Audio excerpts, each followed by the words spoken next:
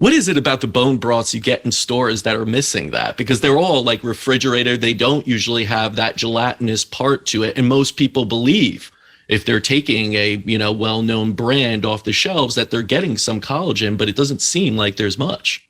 Right.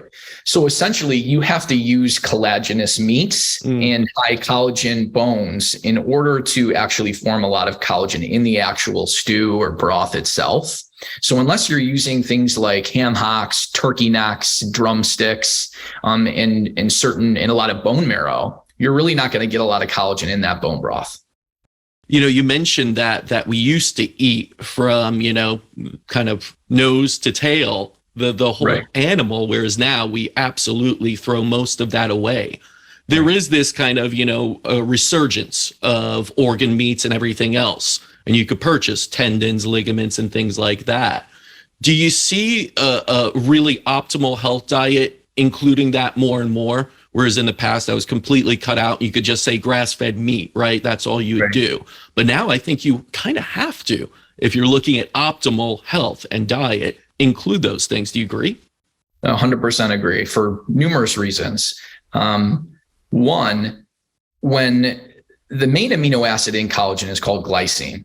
And when the glycine formation pathway was first forming, and this was about 580 million years ago, its synthesis never increased based on body weight of a mammal. So essentially it started out in small vertebrates and it never really improved over 500 million years. And so essentially glycine is considered a non-essential amino acid because we can synthesize it, but it's really a conditionally essential amino acid. In other words, the amount that we actually form, it's one of the only substances that its synthesis is not actually based on its need. Its synthesis is based on the need for methylated folate. And unfortunately, the need for methylated folate does not supersede or isn't higher than the need for glycine in the body.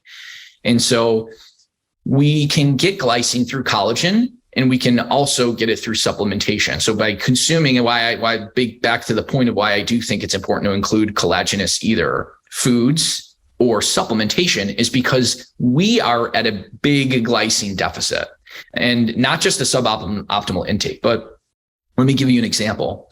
So studies have shown that if people are on a low protein diet, they don't even synthesize enough glycine to support basic metabolic functions to live. In other words, eventually you are going to essentially those vital functions to live will cease to actually work if you are on a low protein intake. Chronic inflammation also increases our needs for glycine, and any type of gastrointestinal damage, which so many of us are suffering from: IBS, Crohn's, ulcerative colitis, celiac disease, the list goes on and on. So the point is that collagen is a decent source of glycine. It gives about 25 to 30% of it is going to be glycine. And so just supporting that pathway is so important. And because we only synthesize about 3 grams of glycine, and that goes into the formation of vitally important substances like creatine, like glutathione, like heme, which allows us to basically move oxygen, oxygenate our tissues. And so we're barely supporting those metabolic functions with the amount that we synthesize. And the typical American diet will then maybe provide 1 to 3 grams of glycine on top of that. But the problem is there's many things that deplete glycine in the diet. Benzoic acid is one example, which it's basically a food preservative. So it's in, most processed foods. The chlorogenic content in your coffee, half of that turns into benzoic acid.